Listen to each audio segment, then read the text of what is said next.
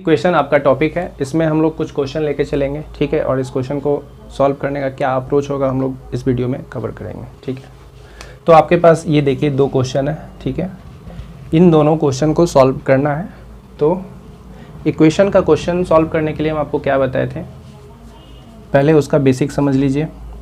सबसे पहले तो ये जानिए कि अगर प्लस को अगर आप राइट साइड भेजिएगा यानी अपोजिट साइड भेजिएगा, है ना, तो वो क्या होगा, माइनस में कन्वर्ट हो जाएगा।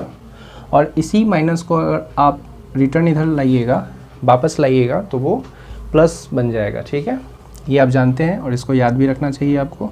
माइनस वाले को भेजिएगा बराबर के उस साइड तो वो प्लस में कन्वर्ट हो जाएगा, और इसी प्लस को जब आप इधर लाइएगा तो वो माइनस में कन्वर्ट हो जाएगा, ठीक है।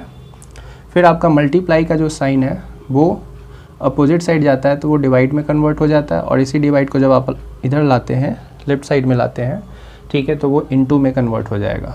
फिर आपका डिवाइड है जो कि राइट साइड में अपोजिट साइड में जाने के बाद मल्टीप्लाई बन जाएगा, और इसी इनटू को जब आप इधर लाइएगा तो आप ये आपका डिवाइड में कन्वर्ट हो जाएगा। ये सब हम लोग डील कर चुके हैं, तो ये सब बेसिक जो है आपको जानना चाहिए, ठीक है। चलिए अब जो है इस क्वेश्चन को हम लोग सॉल्व करते हैं। इस क्वेश्चन में क्या है, आप देख रहे हैं कि ये तो इक्वेशन का क्वेश्चन है ही, साथ ही साथ आपको यहाँ पे पॉइंट भी दिख रहा है, ठीक है। डेसिमल में आपका क्वेश्चन दिया हुआ है, इनपुट 0.3 है ना, दिख रहा होगा आपको। ये 0.4 है, यहाँ पे देखिए 1.7। तो इसका भी थोड़ा बेसिक समझ लीजिए। जैसे पहला ये समझिए कि अगर मान लीजिए 0.3 लिखा हुआ है, ठीक है, तो 0.3 का क्या मतलब है। 0.3 का मीनिंग ये निकला कि अगर जब आप पॉइंट हटाइएगा तो इस पॉइंट को हटाने के बाद देखिएगा कितना डिजिट है पॉइंट के राइट साइड में, ठीक है। तो पॉइंट के राइट साइड में डिजिट काउंट कीजिएगा। डिजिट काउंट करने के बाद उतना ही जीरो आप नीचे डिनोमिनेटर में देते हैं, ठीक है। जैसे ये पॉइंट हटाएं, पॉइंट के बाद अगर एक डिजिट है तो आप क्या करेंगे, एक ज़ीरो लगाएंगे, यानी आप 10 लिखेंगे, ठीक है। ये आपका 0.3 के इक्विवेलेंट हो गया, ठीक है। यानी ये कितना आ गया, 3/10। मान लीजिए आप 0.77 ले रहे हैं, तो इसका क्या मतलब है, 0.77 का मीनिंग ये निकला कि अगर आप पॉइंट हटाएंगे तो 0.77, देखिए पॉइंट के बाद कितना डिजिट है, डिजिट काउंट कीजिए, नंबर ऑफ डिजिट कितना है, कितना संख्या में है डिजिट, ठीक है। तो 2 संख्या है उसका, है ना। नंबर ऑफ डिजिट यहाँ पे 2 है, तो 2 होने के कारण पॉइंट हटाइएगा, फिर तो आपको क्या करना चाहिए, एक बटा देना चाहिए, ठीक है। एक बटा देने के बाद पॉइंट डिजिट जितना होगा, नंबर ऑफ डिजिट जो है आप काउंट करके उतना ही जीरो आप प्लेस कर दीजिएगा, ठीक है।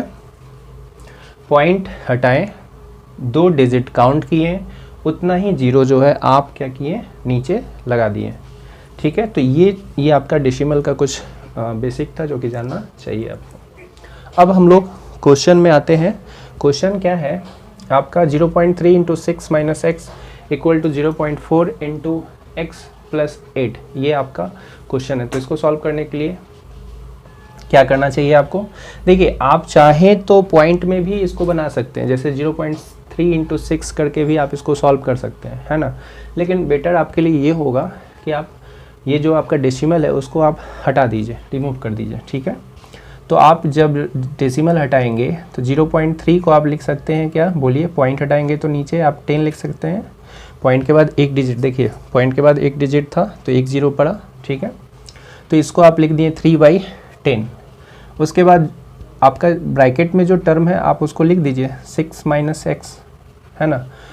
पहला काम हम लोगों का यही हुआ है कि हम पॉइंट को हटा दिए, पॉइंट को रिमूव कर दिए, ठीक है, ताकि जो फॉर्मेट है क्वेश्चन का वो इजी बन जाए, ठीक है, और सॉल्व करने में आसानी हो।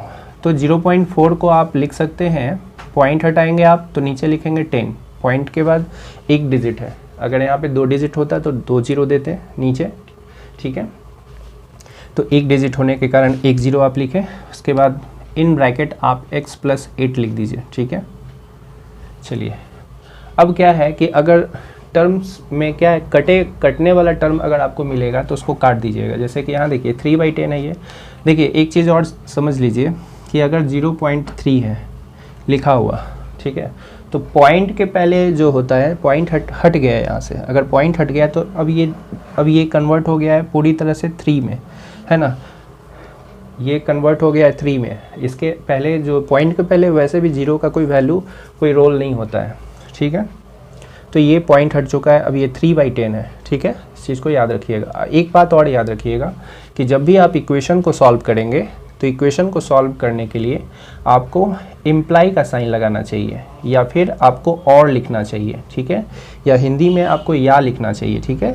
या हिंदी में आप लिखेंगे तो या लिखेंगे, या फिर आप अथवा लिखेंगे जब भी आप समीकरण बना रहे हो, ठीक है। या फिर आप लिखेंगे और, या फिर सबसे बेस्ट रहेगा कि आप इम्प्लाई का साइन दें, ठीक है। चलिए अब जो है यहाँ देखिए कटने वाला टर्म है 4 और 10, तो काट दीजिए इसको। 2 से काटिएगा, 2 2 जा 4, 2 5 जा 10, ठीक है। अब ये 2/5 में कन्वर्ट हो गया है। अब यहाँ पे देखिए 3/10 है, इंटू 6 - x है। तो इसी चीज़ को आप लिख लीजिए। तो ये लिखिएगा आप 3 इंटू, आप लिख सकते हैं इस तरह से 3 × 6 - x लिखिए। एक चीज़ और देखिए, अगर अभी भी कट रहा है तो टर्म कटने वाला जब तक मिलेगा तब तक आप काटते चलिए, ठीक है। तो उससे क्या होगा, वो सिंपलेस्ट फॉर्म में आ जाएगा, ठीक है, छोटा होता चला जाएगा। अभी देखिए आप यहाँ से 5 से ये 10 कट रहा है, कितने टाइम्स में, 2 टाइम्स में। देखिए इक्वल के एक तो ये दोनों अपोजिट साइड में है और दोनों डिनोमिनेटर का टर्म है, तो कट जाएगा, ठीक है। जैसे यहाँ समझिए, अगर xy7 इक्वल टू मान लीजिए कुछ भी ले लीजिए 700 बाई, यहाँ पे 700 छोड़िए, यहाँ पे आप बाई ले लीजिए, बाई 77 है सपोज ऐसा, ठीक है। तो यहाँ पे आपको क्या करना चाहिए, अगर आप ये दोनों टर्म अगर कट रहा है, डिनोमिनेटर देखिए, डिनोमिनेटर में टर्म अगर कट रहा है, चाहे न्यूमरेटर में भी अगर कटेगा तो काट दीजिएगा। जैसे ये क्वेश्चन है आपका, तो इसको आप काटिएगा तो कितने टाइम्स में कट जाएगा, 11 टाइम्स में, ठीक है। तो हम लोग किसको काट रहे हैं, ये डिनोमिनेटर नीचे वाले, नीचे से नीचे को काट रहे हैं, ठीक है। डिनोमिनेटर वाले टर्म को डिनोमिनेटर वाले टर्म से काट रहे हैं, ठीक है। तो ये आपका 7 से 11 टाइम्स में कट गया, ठीक है। दूसरी बात समझिए कि अगर ये कटता है तो क्यों कटता है। जैसे अगर आप नहीं भी काटिएगा तो आखिरकार ये मल्टीप्लाई करने के बाद जब आप उधर भेजिएगा तब भी वो कट जाएगा, ठीक है। खैर इस चीज़ को याद रखिएगा कि नीचे से नीचे आप काट सकते हैं। कब ऐसा करेंगे, जब ये इक्वेशन के फॉर्मेट में हो, ठीक है। मतलब इक्वल के अपोजिट साइड में होना चाहिए। देखिए इक्वल के एक लेफ्ट में है और एक राइट में है, ठीक है, तब जाके आप काट दिए। अब जो है इसको आप सॉल्व कीजिएगा। 3/, यहाँ पे अब तो कोई टर्म कटने वाला नहीं है। यहाँ पे नीचे आपको डिनोमिनेटर में 2 दिख रहा है तो आप 2 लिख दीजिए। तो 3/2 लिख दिए। 3/2 इंटू 6 - x इक्वल टू, आप ये लिख दीजिए, है ना, 2 है। क्वेश्चन ये कटने के बाद यहाँ पे 2 बचा, रिमेनिंग टर्म आपके पास 2 है तो 2 लिख दीजिए। 2 इंटू x + 8 आप इतना लिख दिए, ठीक है।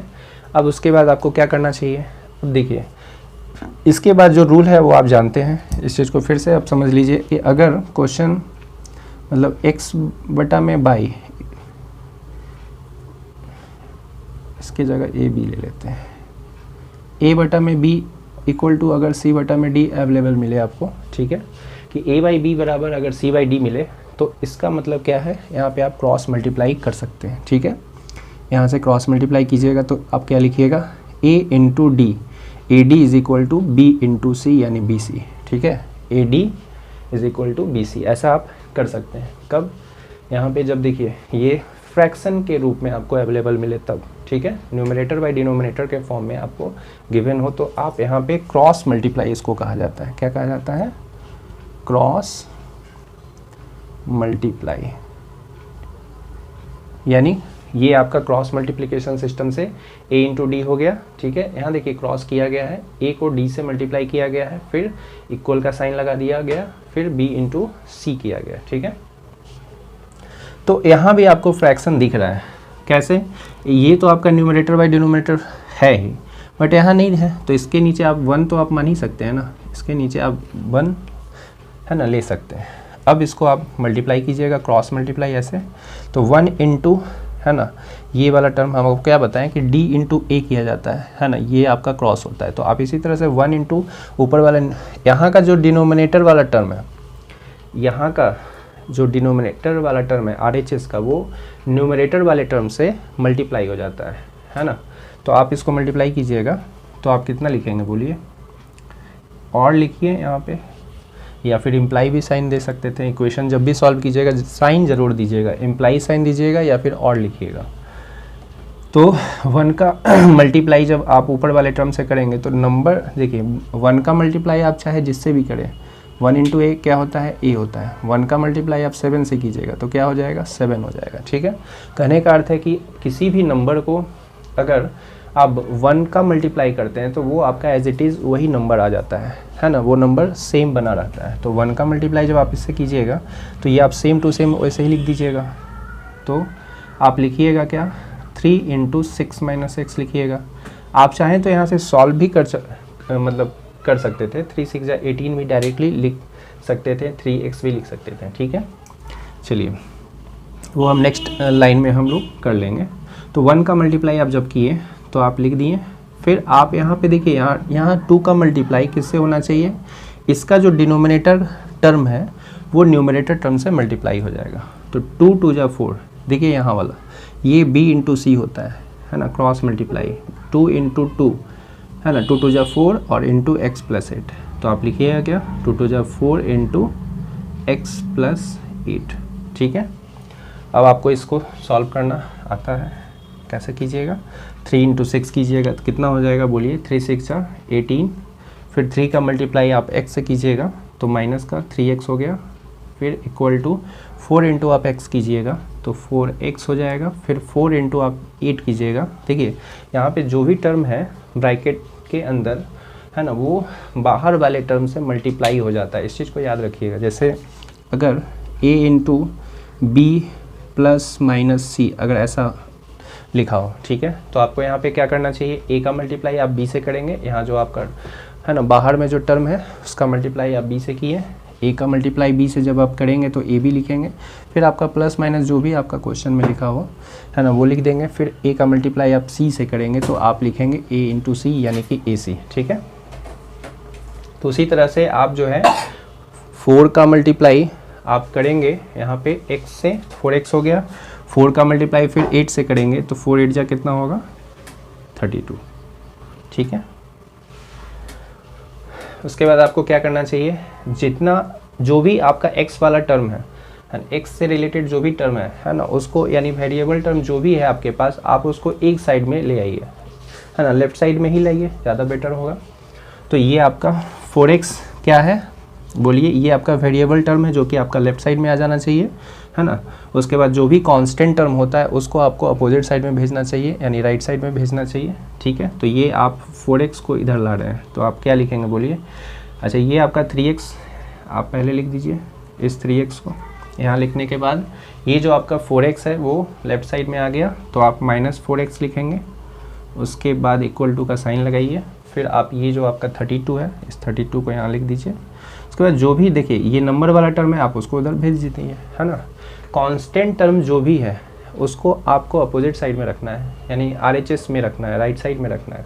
और जो आपका वेरिएबल टर्म है, वेरिएबल टर्म का मतलब जो x से जुड़ा हुआ है, y से जुड़ा हुआ टर्म अगर आपको जो मिलेगा, ठीक है, तो वो आप उसको कहाँ रखिएगा, लेफ्ट साइड में रखिएगा। और नंबर वाले जो टर्म होंगे उसको आपको अपोजिट साइड यानी कि RHS में रखना चाहिए। ठीक है, फिर आप इसको सॉल्व कीजिएगा तो कैसे कीजिएगा बोलिए, ये दोनों माइनस में तो आप क्या करेंगे, आपको क्या करना चाहिए, दोनों ही माइनस है तो माइनस और माइनस आप क्या जानते हैं है ना, माइनस और माइनस है ना हमेशा क्या होता है, ऐड होता है। ठीक है, तो आप इसको ऐड कीजिएगा, 4 और 3 कितना हो जाएगा बोलिए, 7x लिखिएगा। चूँकि दोनों ही माइनस को जब आप ऐड कर रहे हैं तो साइन भी आप माइनस का लगाएंगे, इक्वल टू है ना आपका यहाँ पे। अच्छा ये जो आपका 18 था वो राइट साइड में गया तो कन्वर्ट हो गया था ना -18, आप यहाँ पे लिखेंगे उसको। ठीक है,